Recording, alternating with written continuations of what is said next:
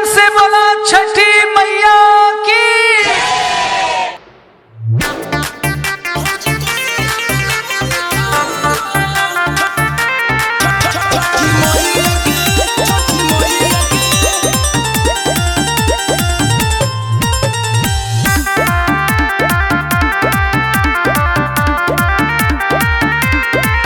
भौजी कोसी अपना मौली खवालो छठी मैया के, छठी मैया के, भौजी उखी अपना मौली खवालो छठी मैया के, छठी मैया के।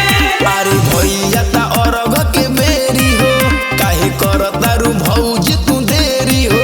गोहराइल तू सूरज गोसाइया के, भौजी कोसी अपना मौली खवालो छठी मैया के, छठी मैया के, भौजी उखी अपना मौली खवालो छठी मैया के, छठी मैया के।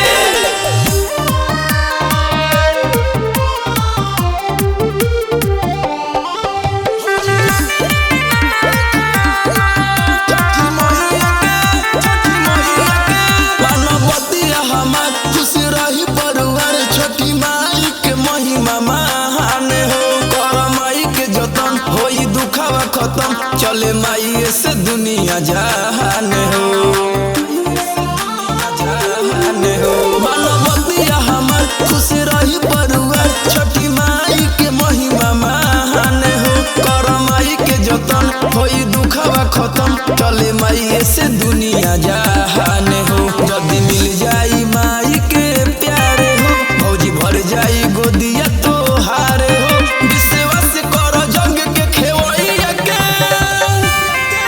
भौजी कोसी अपना मन खवालो छठी मैया के, छठी मैया के, भौजी मुखी अपना मन खवालो छठी मैया के, छठी मैया के।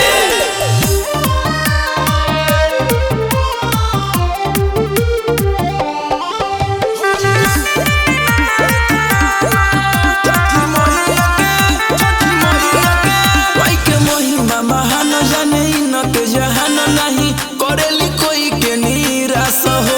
कहे सुजित अंक समाई हर कले स्वभावे तोहर से अब आस हो।